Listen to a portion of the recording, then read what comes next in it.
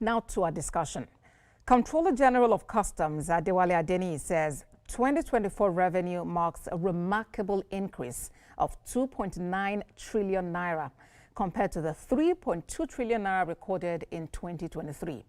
The Comptroller General explained that the total revenue collected in 2024 comprises three major components: Federation accounts, 3.6 trillion naira, non-Federation accounts levies, 816.9 billion naira, and value-added tax, which amounted to 1.6 trillion naira.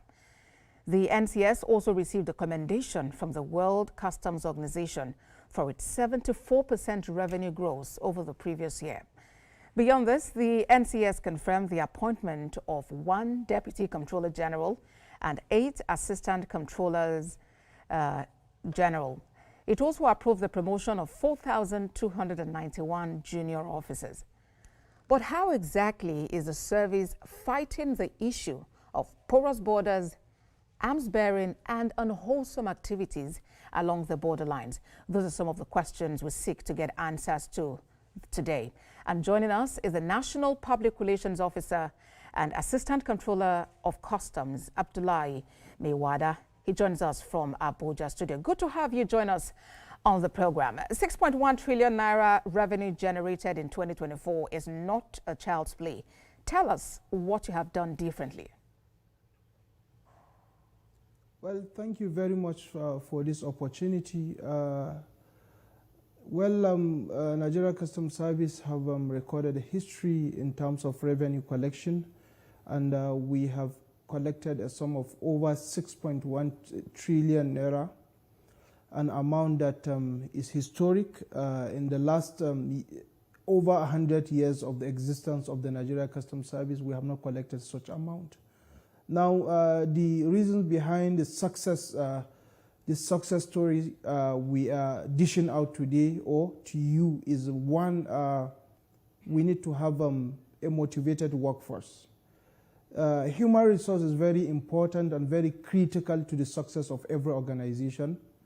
And if that human resource are well motivated and they have the right training, they have the right skills to collect the revenue, definitely there will be minimal leakages in terms of revenue collection. I think one of the reasons why we recorded this success story is the workforce that are motivated to collect maximally on behalf of the federal government of Nigeria. Secondly, in terms of the issue of human resource, we will also dwell at the capacity building of officers. We are very intentional about training our officers to meet with the best practices in the area of customs operations, both in revenue collection, in trade facilitation, as well as suppression of smuggling. That is also another very critical area. Then another area we have done differently in terms of its engagement, stakeholders engagement, and the effort of collaboration. The coming of the Comptroller General of Customs as the CGC of Customs shows 3 broad areas: collaborating with stakeholders, issue of innovation, and issue of consolidation. Somebody somewhere have done something very significant, and we need to consolidate on that, to improve on that, and that improvement translated into the success story we are recording. Now, in the area of stakeholders engagement, if you realize the last year World Customs Organization celebrated customs and have a theme for 2024 to talk about customs engaging with traditional and new partners for a purpose.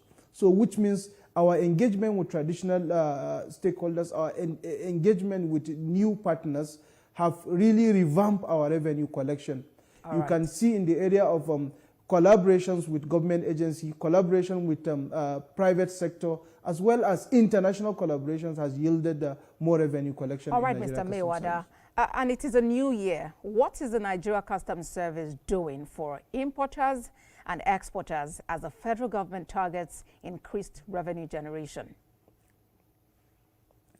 Well, I have said this in different arenas where I find myself that customs always sits on 3 tripods, and we must be effective in those 3 responsibilities. And the way this camera that is standing before me is standing on 3 stands for it to stand well, so also customs administration all over the world. We cannot effectively collect revenue if there is no effective trade facilitation. And we cannot collect revenue if our borders, that is sea, land, and air, are porous. And our borders are not effective in terms of manning these borders, in terms of movement of consignment and so on, without proper control, border control. So I think Nigeria Customs Service will succeed because of looking at those three broad areas. All right. In 2025, we are looking forward to a year of consolidation on our previous gains. It's not an avenue for us to rest on our oars. All right, we are going to be very intentional. I hear you, Mr. Miwada. And talking about the intentionality, you know, the Nigeria Customs performs several roles, including trade facilitation and revenue generation, just like you have mentioned. But what we hear mostly is revenue generation. At whose expense is this? Because Nigerians are complaining that they can no longer buy Tokunbo automobiles, for instance. Meanwhile, new cars are very expensive. Well, I want to talk broadly, then I will be specific to the issue of Tokunbo vehicles. I think the revenue collection on Ro-Ro vehicles, that's what we call Ro-Ro vehicles that are non-containerized vehicles, is very, very infinitesimal compared to the revenue we collect from bulk cargoes. So that trillions we are dishing out are not really basically from importation of used vehicles. Used vehicles, yes, they contribute to our revenue collection, but it's not really significant compared to bulk importation. People that import items that usually add value to those items in terms of manufacturing, in terms of packaging, in terms of so many value addition. So our bulk of revenue is coming from bulk importation, not from Ro-Ro vehicles, Tokunbo vehicles. So basically, we believe trade facilitation is very important. That is why we have rolled out schemes such as Authorized Economic Operator Program. We feel if you are a compliant trader, we are going to give you a VIP treatment. We are going to give you preferential treatment so that you can move your cargo faster than non-compliant trader. We have to give you dividends for compliance.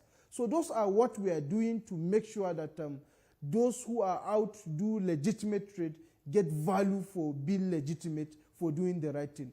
I hear you, Mr. Miwada. Tokunbo vehicles are expensive. Yes, they are expensive, and I really want us to talk about. If you are aware, yes, I want us to talk about your question. Okay, please quickly get to that, please. To Tokunbo vehicles, and I want to be very specific about it. The system, the government in its wisdom, have what it's called fiscal policies measures. And those fiscal policies measures determine the rate of duty collection on different categories of items. That's why we have different band in our tariff book. We have items that come in 0% duty. We have items that come in 10% duty. We have items that come in 35% duty with levy. So if you see an item having 35% duty with levy and so on, then which means the government is intentional about its fiscal policy. We have a national automotive policy. We also want to assemble vehicles in Nigeria. We also want to use brand new vehicles in Nigeria.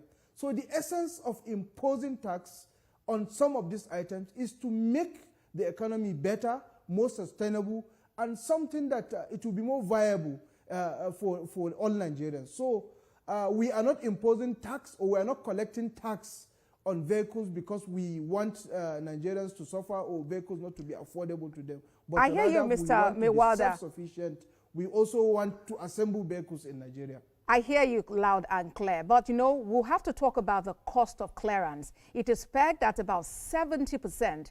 Why is it that high? We'll get you to respond to that question when we return from this break. Please stay with us. Assistant Comptroller of Customs Adeniyi Miwada is my guest. He's a Public Relations Officer of the Nigeria Customs Service. Mr. Miwada, before the break, I told you we're going to talk about a critical issue, which is clearance fees. You know, as it is, it's pegged at about 70%. Why is the figure that high? Well, as I explained earlier, if you look at different bands in our tariff, we have what is called common external tariff. We have different bands, we have different rates of duty, and each category of item, there is an imposition of a particular ad valorem, that is percentage rate of duty that is imposed on that particular commodity.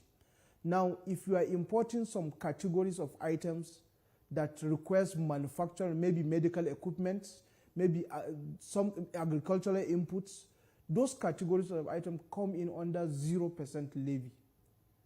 We have items that are imported as CKDs or SKDs, semi-knocked down or what you call completely knocked down.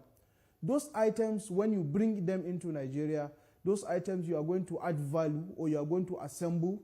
There will be some element of manufacturing or assembling on those vehicles. So on those items, it could be vehicles, it will be other items.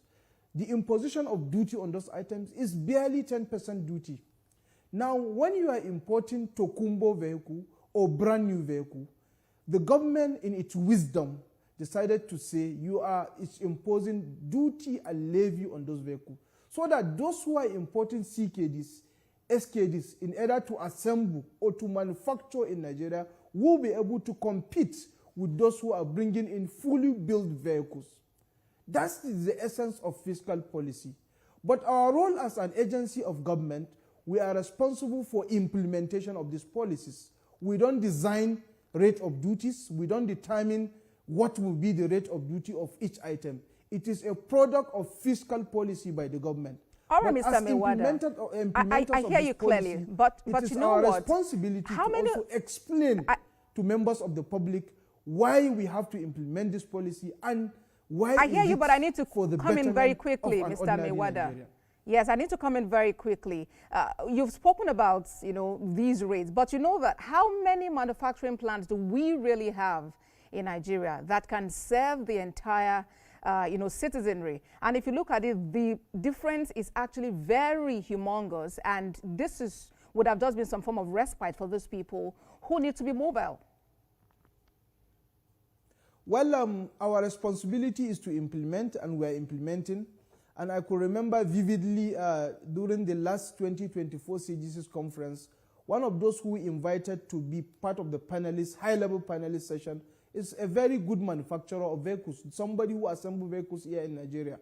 So we have so many of them coming in, they are doing that, and the government need to support them to grow. But what is the volume? Mr. Mewada, what is the volume of vehicles they release to the market? And I mean, what is the volume and how affordable are these items? Because I want to believe Nigerians are not exactly against buying new cars, but how affordable are these vehicles? It's a gradual process. We are surely going to reach the promised land. We have to start somewhere. All right then, because affordability and the ability to actually get spare parts, when something is wrong is another. And, Mr. Mewada, on the Lagos-Benin-Onitsha highway also, for instance, you see at least 5 checkpoints, customs checkpoints. Is this not duplicity of duties for these personnel? Well, let me start by saying last year towards the end of, in December 2024, we issued a statement reinforcing our new anti-smuggling strategy, which has been initiated, approved by the management of the Nigeria Customs Service under the CGC Bashir Adeniyi MFR. Number one, we believe one thing the customs need to be more effective is by deploying intelligence-driven operations. And we have tried with one of our best operations, and we are succeeding in that operations. Now, the coming of the CGC first see the end of the traditional CGC's task force, and all the powers of those task force was moved to the Federal Operations Unit, Zone A, B, C, and D, to perform that second layer of checks. Now, we have different layer of checks. Then the second one, we have the Joint Border Patrol Operation, which is under the Office of the National Security Advisor. That program was also called to an end because we want to give those enforcement units the powers to perform their functions without creating encumbrances to trade facilitation. So we have started that, and we have relate our enforcement strategies that will be intelligence driven. We are working on how we can effectively integrate technology into our operations. We started with an operation called Operation Wild Wind.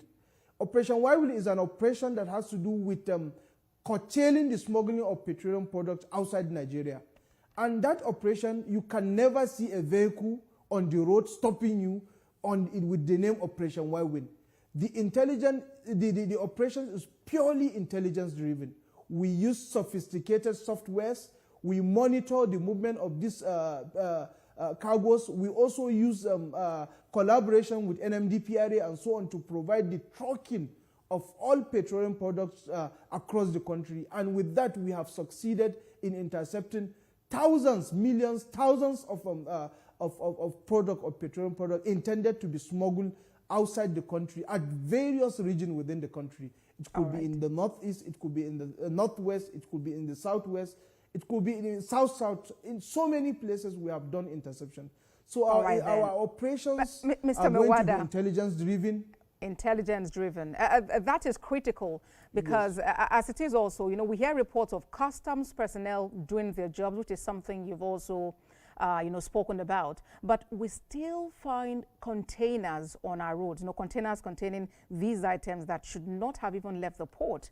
If the officers are really doing their jobs, are we supposed to still find these items on the highways, which will now lead to having more personnel on the roads trying to, hold them? Well, that is why I said we have layers of defense. If you are a smuggler or you have a very bad intention to smuggle something very heinous into the country, and you succeeded in, passing through the first layer of defense, we have another layer that can also use that layer to be able to get across to you. If you recall, in 2017, we had seizures of arms and ammunition. Those arms and ammunition were seized outside the ports. That is the essence of having second layer of defense.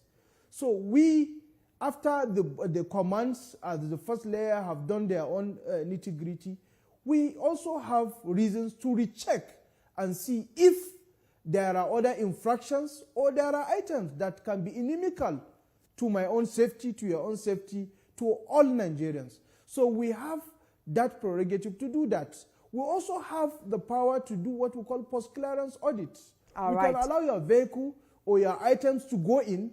Later, we can audit and look if there are infractions or there are any discrepancies. Okay, Mr. Mewada. We will be able to account for that. I hear you. That is why... Mr. Mewada, we need to pause on that and let's just quickly take the next question because time is no longer on our side. The International Customs Day is on January 26th. That's just 2 days away on Sunday. What is its significance? Yes. Well, every 26th of January, customs all over the world celebrate International Customs Day. That marks the first engagement under the Customs Cooperative Council. So that marks the celebration of customs every year. And each year comes with a theme that will be the driving force for customs operation throughout the world. Customs is connected. We have a coinage called Border Divides and Customs Connect. So we are connected all over the world, and we have standards in which we operate as customs all over the world in terms of all different segments of our responsibilities. This year, we are also, it's the same, we are celebrating International Customs Day. If you are aware, last year, we celebrate collaboration, customs collaborating, customs engaging with traditional and new partners with purpose. And the CGC's conference in 2024 dwell on that theme. Now, this year, we are looking at another area that has to do with customs delivering on its commitment to what efficiency, security, and prosperity. This will be the theme for the 2025 International Customs Day celebration. Now, what are the issues of, what are these commitments? One, we said efficiency. What entails customs is efficient? Customs that is efficient is customs that has the ability to effectively facilitate trade. And facilitation of trade entails simplification, standardization, automation, and harmonization of customs processes and procedures. And if time permits me, I will be able to explain all those elements in terms of what we are doing. But I'm sorry, time really would not permit us to go into all of the details, Mr. Mewada. But, it's almost here, and I'm sure that you and your colleagues would have a great time and, would also continue to share your success story. National Public Relations Officer and Assistant Controller of Customs, Adeniyi Mewada, thank you very much for your time on the program. Thank you very much for this great opportunity. Well, that's our program today. Watch a repeat broadcast at midnight and at 6 a.m. I'm Abosede Adeniyi. Bye for now.